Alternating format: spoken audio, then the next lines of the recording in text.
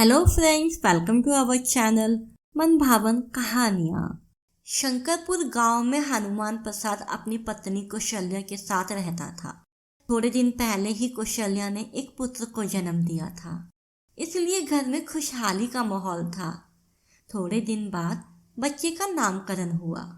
बच्चे का बहुत ही प्यारा नाम रखा गया, सुशील। हनुमान प्रसाद पूरे दिन खेती बाड़ी में व्यस्त रहते थे, लेकिन शाम को घर आते ही सुशील को देखकर उनके चेहरे पर रौनक आ जाती।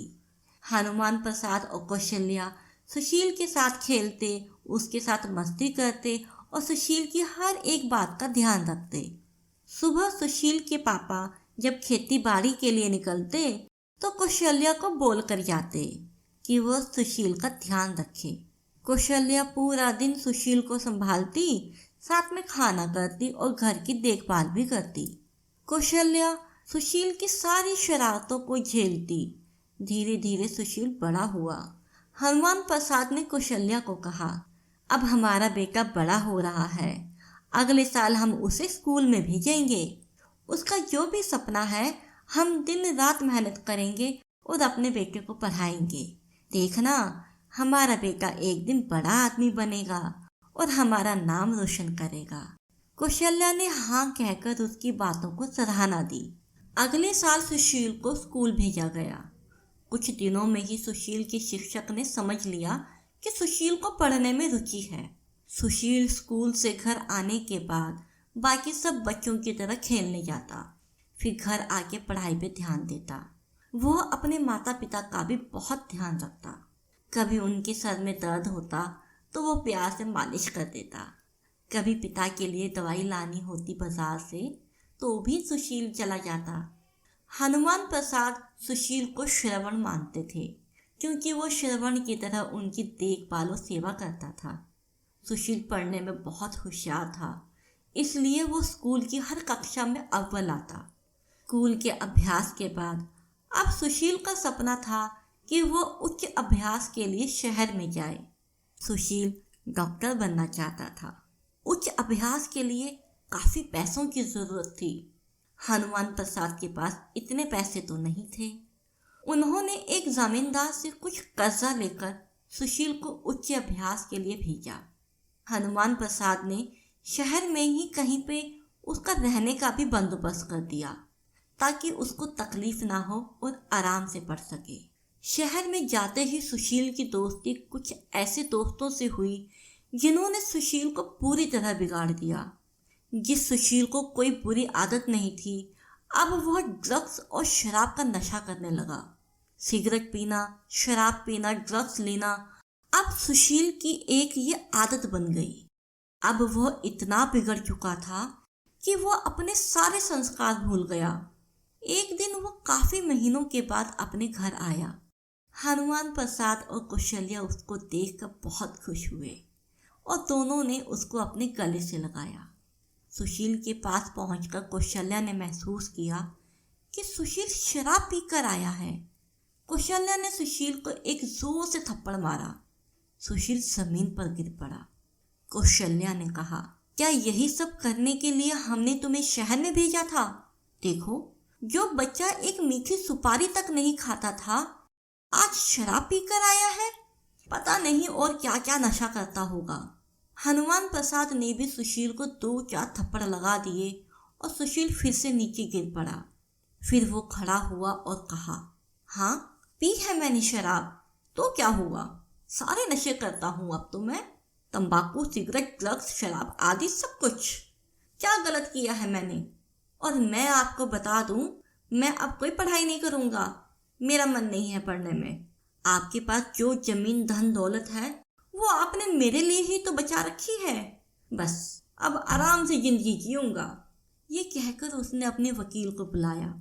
हनुमान प्रसाद के जबरदस्ती हस्ताक्षर लिए और सारी जमीन अपने नाम कर ली।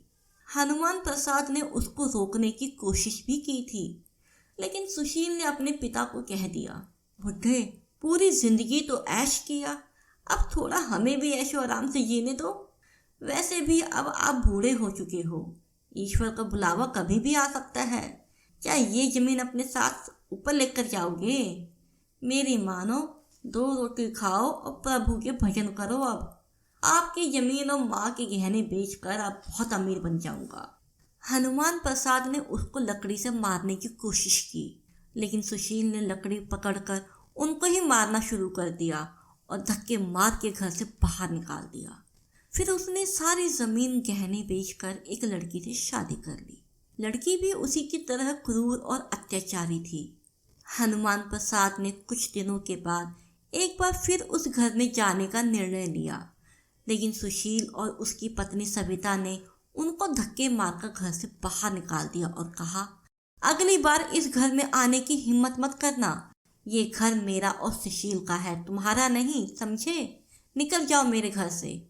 हनुमान प्रसाद ने ऊपर आसमान की ओर देखा और कहा, वाह रे ईश्वर, क्या यही दिन दिखाने के लिए मुझे जिंदा रखा था?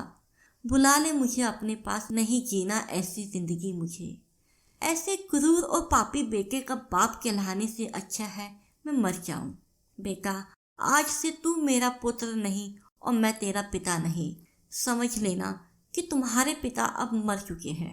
फिर हनुमान प्रसाद तेजी से एक तालाब की तरफ बढ़ने लगे, खुदकुशी करने के लिए। वो बस तालाब से कुछ ही कदम दूरी पे थे। तुरंत कौशल्या ने उनको रोक लिया और संभाला। आप हिम्मत मत हारो, ईश्वर हमारी परीक्षा ले रहा है। हमारी परवरिश में तो कोई खोट नहीं थी। अगर हमारा बेटा ही क्रूर और पापी निकला तो इसकी सजा हम स्वयं को क्यों दें? कौशल्या ने हनुमान प्रसाद को संभालते हुए कहा। दोनों ईश्वर से प्रार्थना करने लगे कि कोई मार्ग बताए, क्योंकि वो दोनों अब इस उम्र में कहाँ जाए। मंदिर में ईश्वर के पास बैठकर बिना कुछ खाए दोनों ने एक दिन बिता दिया। फिर दोनों ने उस गांव को छोड़ दिया और ईश्वर से प्रार्थना करते करते एक लंबे सफर पर निकल पड़े, जिसकी कोई मंजिल नहीं थी। बस अब तो ईश्वर का ही सहारा था। जहां ईश्वर ले जाए वहां वो जाएंगे। यहाँ सुशील और सविता हनुमान प्रसाद के घर में मजे से रहने लगे। सुशील को कोई काम धंधा नहीं रहता था। पूरा दिन घर में अपने दोस्तों को बुलाकर ड्रग्स और शराब का नशा करता, दोस्तों के साथ इधर उधर की बातें करता, गप्पे लड़ाता, और उसकी पत्नी भी उसका साथ देती। रास्ते में हनुमान प्रसाद और कौशल्या जी को एक युवक मिला जिसका नाम था राजेश। राजेश बचपन से ही अनाथ था। उसके माता पिता को उसने एक अकस्मात में खो दिया था। राजेश ने दोनों को ऐसे बेबस देखकर पूछा, क्या हुआ? आप कहाँ जा रहे हो? आप इतने घबराए हुए क्यों हो? बेटा, क्या बताऊं तुम्हें, मेरा एक बेटा था। उसने हम दोनों को घर से निकाल दिया और हमारी सारी ज़मीन बेच दी। अभी हमारा बेटा और उसकी पत्नी एक साथ उस घर में ऐश कर रहे हैं। हम दोनों को उन्होंने धक्के मारकर घर से निकाल दिया। ये सब कहते हुए हनुमान प्रसाद ने सारी कहानी बता दी। फिर राजेश दोनों को अपने घर ले गया। घर पर सिर्फ राजेश और उसकी बहन कोमल रहती है। राजेश ने सारी बातें कोमल को बताई कि दोनों उसको कैसे मिले और क्या हुआ था उनके साथ। राजेश और कोमल दोनों अपने माता पिता की तरह उन दोनों की सेवा करने लगे। कोमल एक से बढ़कर एक पकवान बनाकर खिलाती और राजेश दोनों को बाग बगीचे की सैर कराता, मंदिर ले जाता और हर तरह से उनकी देखभाल करता। इन दोनों की यह सेवा देखकर एक दिन हनुमान प्रसाद ने कहा, बेटा राजेश और कोमल, तुम दोनों हमारे लिए फरिश्ता बनकर आए हो। जो हमारा अपना बेटा था उसने तो हमें बेघर कर दिया, लेकिन तुम तो मेरे बेटे भी नहीं थे। उसके बावजूद तुमने हमें अपनाया, हमें सहारा दिया, हमारी इतनी सेवा करी। इतनी सेवा और आदर्श कर्म तो मेरे अपने बेटे ने भी मेरे लिए नहीं किया।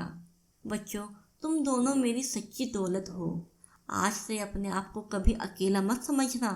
हम दोनों तुम्हारे माता पिता हैं। हम दोनों के होते हुए तुम कभी अनाथ नहीं हो सकते।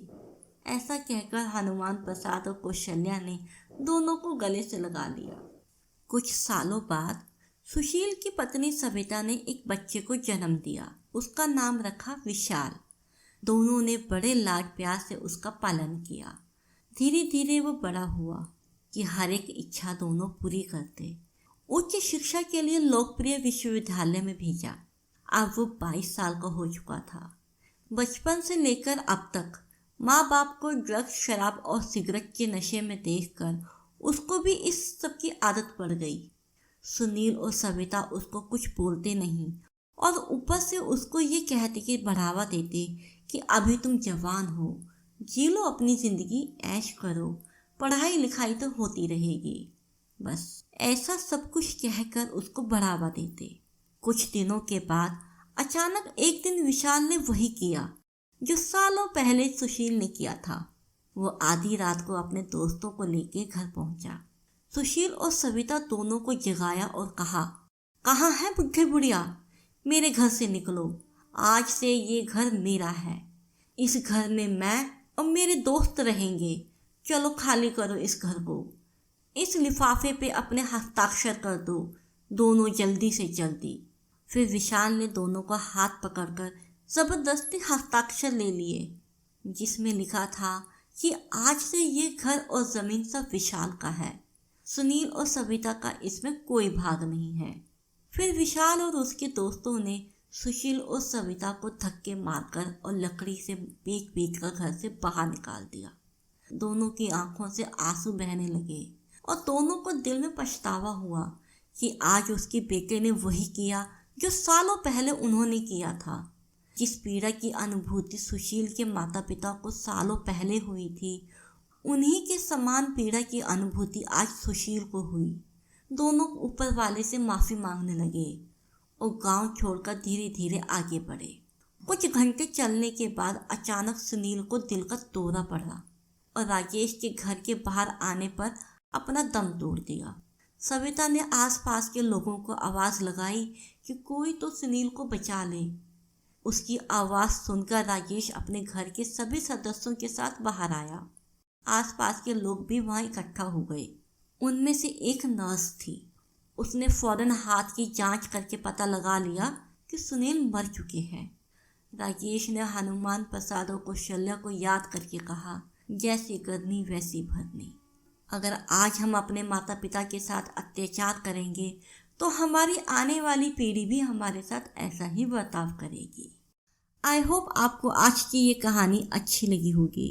अब हम मिलेंगे आपसे अपने नेक्स्ट वीडियो में एक नए किस्से कहानी के साथ। तब तक खुश रहिए, स्वस्थ रहिए और चैनल को सब्सक्राइब करना मत भूलिएगा।